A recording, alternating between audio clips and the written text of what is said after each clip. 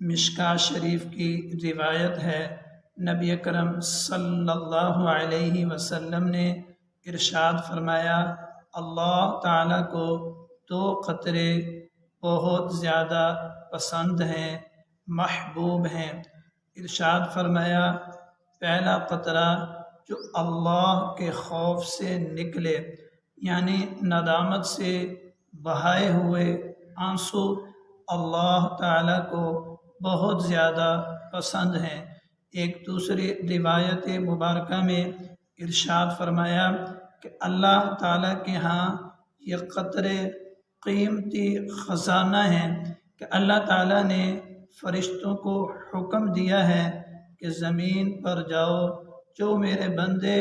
میرے خوف سے روئیں اور ندامت کے آنسو بہائیں، اے میرے فرشتوں، تم ان کے ندامت کے آنسوؤں کو اٹھا کر میرے پاس عرش تک لے آؤ۔ اللہ تعالیٰ اس کے بدلے میں گناہوں کو معاف فرما دیتے ہیں۔ ایک آدمی کے سمندر کے جھاگ کے برابر، اس کے پانی کے برابر گناہ ہوں، لیکن اللہ تعالیٰ کے سامنے جب وہ آ کر گڑ گڑاتا ہے، ندامت کے آنسو بہاتا ہے، اللہ تعالیٰ اس کے تمام گزشتہ گناہوں کو معاف فرما دیتے ہیں۔ میرے محترم سامعین، محدثین کرام نے لکھا ہے کہ ندامت کے آنسو بہانا، اپنے رب کے سامنے رونا، گڑ گڑانا، یہ قلوب کے لیے، یہ دلوں کے لیے آب حیات ہے۔ دلوں کی زندگی، دلوں کی حیات اللہ کے سامنے رونا ہے، گڑ گڑانا ہے، ندامت کے آنسو بہانا ہے کہ جب بندہ اللہ کے سامنے روتا ہے تو اللہ تعالیٰ اس کے دل کو ایک نئی زندگی عطا فرماتے ہیں،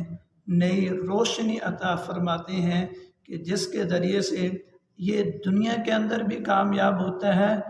آخرت میں بھی یہ ہمیشہ ہمیشہ کے لیے کامیاب ہوگا۔ اللہ تعالیٰ اسے دلی خوشی عطا فرماتے ہیں، دلی اطمینان عطا فرماتے ہیں، دلی راحت عطا فرماتے ہیں۔ جو اپنے رب کے سامنے گڑ گڑاتا ہے، ندامت کے آنسو بہاتا ہے، سجدے میں گر کر اپنے رب کو مناتا ہے، اللہ تعالیٰ اسے ایسی زندگی عطا فرماتے ہیں کہ دنیا میں بھی یہ زندہ، آخرت میں بھی یہ ہمیشہ ہمیشہ کے لیے کامیابی کی زندگی گزارے گا۔ ارشاد فرمایا، دوسرا قطرہ اللہ تعالیٰ کو محبوب ہے کہ شہید کے زمین پر قطرہ خون کے قطرہ کے گرنے سے پہلے پہلے اللہ تعالیٰ اس کے تمام گناہوں کو معاف فرما دیتے ہیں۔ شہید کا قطرہ، یہ شہید کا قطرہ موت کا قطرہ نہیں ہے، یہ شہید کے لیے آب حیات کا قطرہ ہے کہ اللہ تعالیٰ اسے ایک نئی زندگی عطا فرماتے ہیں، کامیابی کی زندگی عطا فرماتے ہیں، راحت کی زندگی عطا فرماتے ہیں، ہمیشہ ہمیشہ کی راحت میں یہ پہنچ جاتا ہے، جنت میں پہنچ جاتا ہے۔ اللہ تعالیٰ اس کے لیے آسمانوں سے فرشتے نازل فرماتے ہیں کہ شہید کے استقبال میں آسمانوں سے فرشتے نازل ہوتے ہیں۔ یہ تو اللہ تعالیٰ نے اس کو اخروی اعتبار سے انعامات عطا فرمائے، دنیاوی اعتبار سے یہ شہید اس امت کے لیے، اس قوم کے لیے، اس ملت کے لیے، اس ملک کے لیے کیا چھوڑ کے جاتا ہے۔ ارشاد فرمایا، اس شہید کے خون کے قطرے سے ایسی قومیں پروان چڑھتی ہیں، ایسے بچے پروان چڑھتے ہیں، ایسی قومیں بنتی ہیں، ایسے لوگ پیدا ہوتے ہیں جن کے اندر دین کی حمیت، خودداری، دین کی محبت، دین کی اشاعت، اعلاء کلمات اللہ کے لیے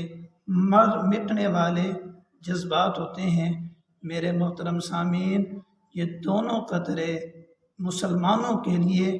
آب حیات ہیں۔